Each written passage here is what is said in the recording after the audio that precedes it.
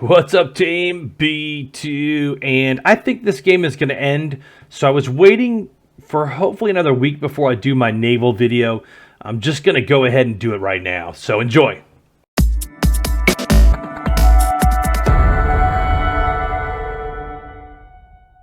So as everyone keeps pointing out, I've gone a little overkill on the Navy, except for aircraft carriers, and I don't need to go into each one, but I do want to look at each one in particular to talk about strengths and weaknesses, right? So first off, I wanted to talk about positioning on the map. If you look, I have two very specific positions. These are the only harbors into India. Now, if you're playing different countries, it's going to be different points. Like, let's say, for instance, you're playing the U.S., right? You've got a lot of ground to cover here. You've got a major city.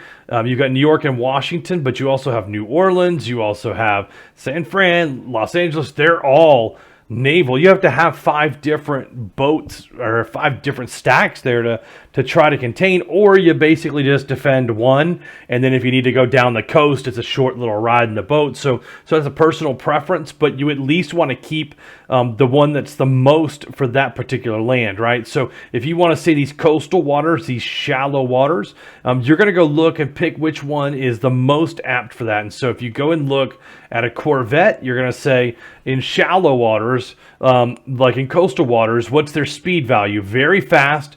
100% boost in hit points from 15 to 30, and the sight range is a 35, right? So this is going to be an extremely quick and dangerous ship because now it has twice the hit points. So you run into a 3 stack of corvettes protecting shallow waters, you're going to have a difficult time. They're going to hit 8.5, defend 8.5, and they're going to hit subs at 6.5 and 6.5, right? So as far as defending shallow waters, the corvette is going to be your main boat on there. So I'm going to show you the different boats, and then I'm going to show you the vessels that I have running in mine, right? So I just call them boats or vessels, whatever.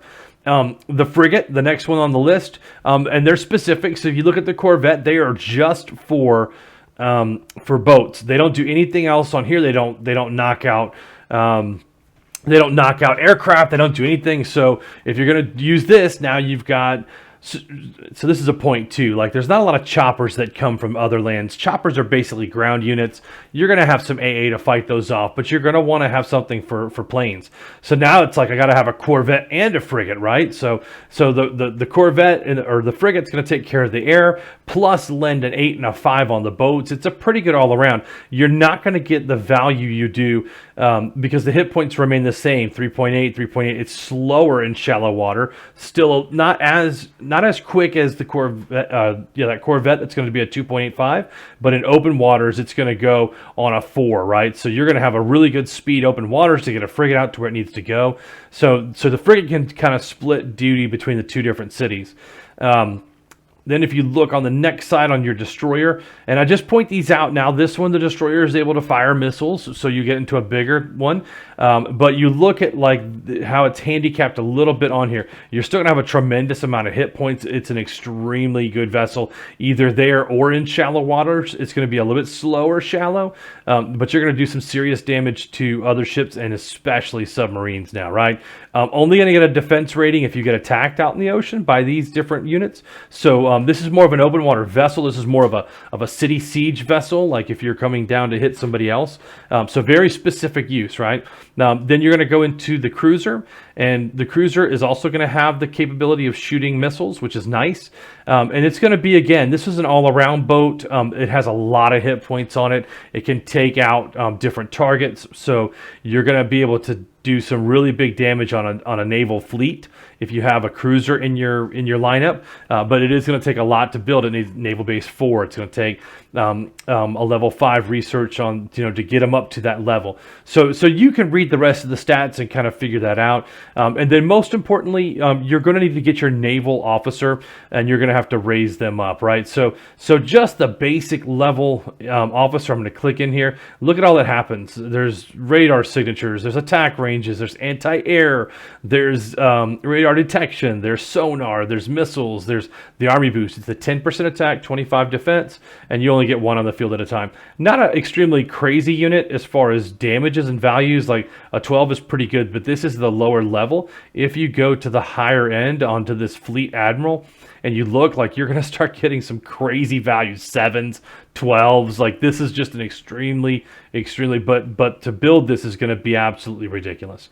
The materials it takes to get somebody up to this level 5, to the Fleet Admiral thing, is going to take you a while to get. But if you have this in as one of your vessels, you're going to move faster, you're going to hit harder, right? So that's the benefit of bringing them in. And there's really no difference between open water or shallow, just the speed, which is the same as any other boat. So now that I've pointed all them out and I've pointed out what they do for each one, let's take a look at a couple of examples. You can see that we're just really trying to finish out this game here. Everybody is in an all-out sprint to grab land. And then we've even started attacking the number 2 one down here in Africa, and you can see where we're kind of pushing in, and Sweden on the top. Who is this over here? I think, Venezuela, who's hitting through Spain and coming in. You've got a different carrier group over here with planes on it. Like, it's pretty much an all-out war, and you can see on the coalition side, we've just got a huge advantage. We're 3.5 times bigger than that next one. So they're also down here in Australia, and this is kind of where I wanted to show you, like, on my defense, here's what I have. I look at a stack and I try to make it as potent as possible without going into that. It'll tell you down here your efficiency, right? You get too many boats in, and then you got to split them apart, or your efficiency just gets dragged down. So on here, I've got a Corvette, I've got a destroyer, and I've got 2 cruisers, level 5, level 6 destroyer, level 3 Corvette. So I've actually got a 61 rating overall, and the speed is the lowest unit in the stack, so it's a 2.25, right? Now, I'm on the borderline of coastal and shallow here, or the shallow coastal or the deep sea, right? Open seas. So this unit is just to protect a land entry through here. If you want to get to this city, you've got to go past this, and I've got some choppers here to hit anything that lands, right? I kind of keep them rolling. Now, if you get these too close, and a ship comes close to there, you can start taking damage on your flying units. So sometimes what I'll do is I'll patrol a little further back over top of the city, away from that harbor, so that, as people get close, you're not getting, sucked into a battle there. Over here, I use multiple stacks. This boat's actually moving. I put one on the coast over here by Mumbai, and I wait for them to be needed to send out. And then any other ships that I get, I kind of just put them right here so that nobody can sneak by to a Medevac. But Medevac does not have a naval port in here, so they're not going to be able to go in and take that thing unless they have naval units. Otherwise, they're going to have to land in here and then make it over to your hometown, right? So I just kind of use them here as a resting point. Now, I've got a lot of ships on the map right now, and when I say a lot, I mean a lot, right? You got 4 here, you got 7 over here with the naval unit. You come over here, I've got another 3 stack, that's 10. I've got another 5 stack down here, that's 15. So I got a pretty healthy fleet. It allowed me to bomb Darwin out, and look at how the buildings are gone. They're just completely, except for the harbor, which is stays, and the morale is down to 25%. So my guys just pretty much walked in. Now I'm going to kind of roll some units down here and check out and scope out what's in Alice Springs. I would imagine it's fairly empty. I would imagine he's having a hard time getting things back. I don't think he has anybody in Port Moresby, but I'm going to bring this stack down here and attack Townsville on my way through, right? So what I'll do is I'll split these stacks. I'll probably send a single unit to take Townsville, and then I just did a land grab to come back around. So naval units will soften anything. And then my naval infantry, I basically took all these little islands in between here with my naval infantry. So you talk about, that's another 12 territories, and you're looking at, I don't know, whatever the dollar amount and the manpower, everything. I'm not struggling on manpower, though. Probably, I don't know, 15 days ago or so, I broke apart where I can't even produce fast enough. So I started looking at production here. And I keep running out of components, even though I'm producing 500 an hour. I was really just, producing vessels to kind of do this video. So you're going to use these strategically. I like, you want to look for defense, but you also want to look at what will attack cities. It's going to be extremely important, the city attack on there. Because you want to just weaken something so that you don't lose land units. You don't want to lose land units until you have to fight on the interior of a country. Other than that, so you can see he's trying to transport troops and get people over and out and away from the, what's going on here. But he's going to lose this town too, so he's just trying anything he can to get, his units consolidated.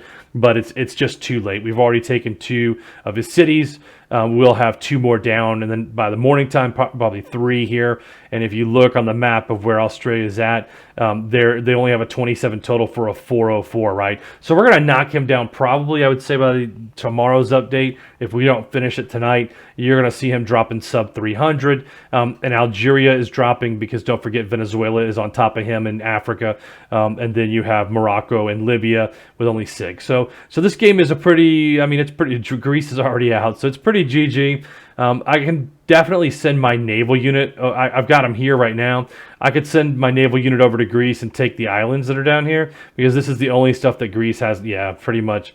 I can go run through all these little islands and just knock him completely out of the game, but by the time we get to the game, it'll be over anyway. So hopefully that'll give you some updates on what why a naval blockade is good to get into your country. Force them to go to land, which makes them slower and gives you more time to attack. But on the offense, like how you get close to a shore and kind of how you use them to soften or defend, right? Anything that comes in this area right here is going to get attacked.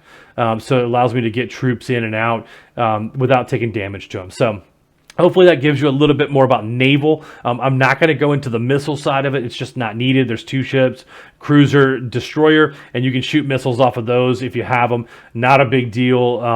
You really don't need them unless I was going to shoot a missile from here down to Alice Springs to soften it, which is a great way to do that. But again, if you look at the research on missiles, it's going to take you just forever. It's going to take a ton of resources. And by the time you get all the way down there, usually people are knocking on your door anyway. If you're into missiles early game, you're golding. And at that point, it's just archive the game and move on. All right, guys, I'm going to be putting this out here. And I'd love to see your comments in the bottom and see how you use them. What nations you feel are better for naval? So holler at your boy. See ya.